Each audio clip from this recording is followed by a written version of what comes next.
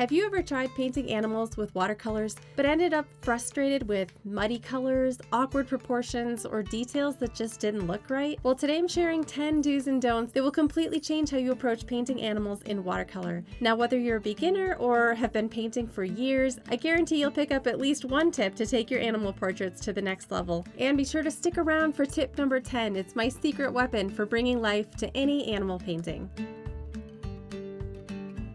Do use quality reference photos. A great reference can make all the difference. Look for photos with clear details, good lighting, and strong contrast to help you capture the textures and colors accurately in your painting. If possible, try to choose photos that inspire you and connect with the story you want to tell in your artwork. But don't rely on blurry, washed out, or poorly lit photos. They'll make it harder to see important details like subtle shadows, highlights, or texture, and that can leave your painting feeling flat or lifeless. Worse yet, bad references can lead to frustration when you can't quite get things to look right. A high-quality reference gives you the foundation you need to create art with depth and realism, so take the time to find, or even take, photos that will set you up for success. These are all pictures of my dog Cody that my daughter took. While they're really funny, I wouldn't paint any of these. A great painting starts with a great photo. Don't settle for less. Do start with a strong, accurate sketch. Take your time to get the proportions and pose right. A solid sketch is like the blueprint for your painting. It'll guide you through the process. There are several ways to do this. You can freehand sketch, which is definitely the most challenging, but it's so rewarding. A quick tip if you want to improve your freehand drawings: try sketching upside down. This allows you to think more abstractly and really take stock of shapes and proportions without fixating on what it is that you're sketching.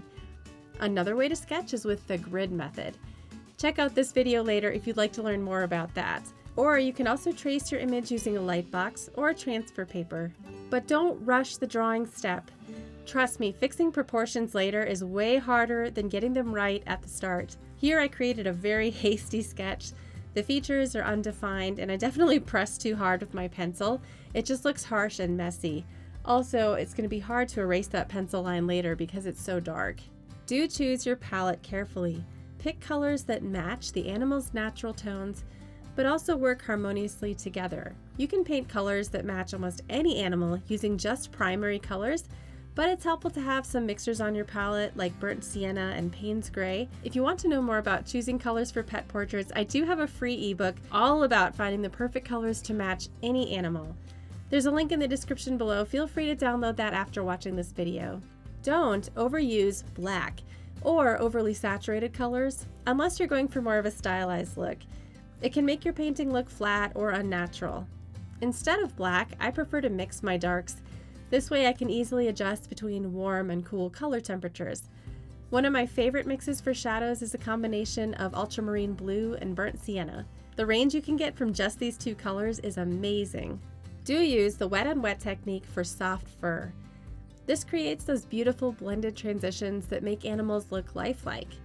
Mastering the wet on wet technique can take time and a lot of experimentation, but it creates the most gorgeous soft edges. It's a look that's unique to watercolor. But don't overdo it. If your paper is too wet, the paint can spread uncontrollably and you'll lose the details. You may also end up with unwanted blooms or splotches. Be aware of how wet your paper is versus how much paint and water are in your brush. For best results, aim for a glossy, damp paper surface and use a brush that is loaded with paint but not dripping wet. For more tips on how to use the wet and wet technique for pet portraits, check out this video after this. Do switch to a smaller brush for details like whiskers, fur texture, or tiny feathers. A small round brush or liner brush works wonders here. I really like to use the silver ultra mini brushes for whiskers and delicate textures. Don't try to do details with a big clunky brush. It's a recipe for frustration. If you're loving these tips and want to take your watercolor skills to the next level, let me tell you about Watercolor Mastery. It's my online membership packed with hundreds of fully narrated real-time tutorials designed to help you grow as an artist through consistent practice. From painting lifelike animals to mastering landscapes and florals, every project is tailored to build your confidence and creativity. Plus, you can join a supportive community of artists just like you. Are you ready to see your skills soar? Click the link below and start your journey today. Do give extra attention to the eyes. They are the soul of the animal. Negative painting, which is painting around just a tiny highlight in the eye, can make all the difference between lifelike and lifeless. And if you're painting an animal with fur, try to add texture around the eyes to create a more blended look. Don't leave the eyes flat or overly dark.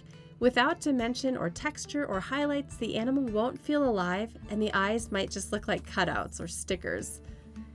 Do build your painting in layers. Start light and gradually add darker values for depth and dimension.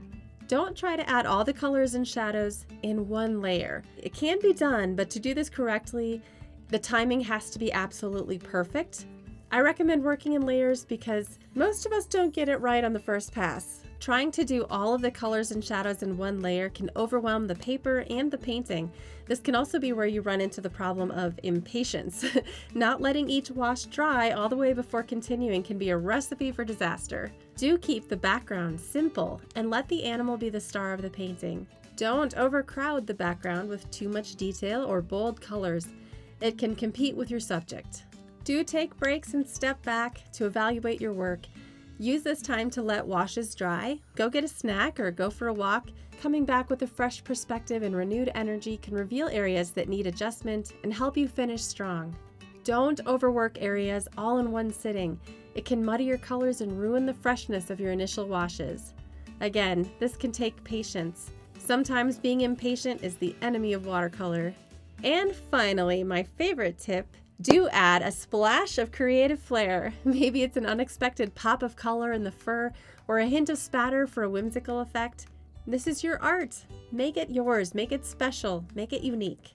Thanks for joining me today. I hope these 10 do's and don'ts inspire your next animal painting. If you found these tips helpful, give this video a thumbs up and subscribe for more watercolor tutorials. And don't forget to share your creations with me on Instagram.